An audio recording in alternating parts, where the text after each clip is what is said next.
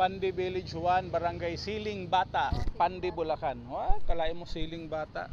Payong ka ba kayo? Saan dito yung Siling Matanda? Supposed to be guys, dito pala dapat kami malilipat noong Nung kayo.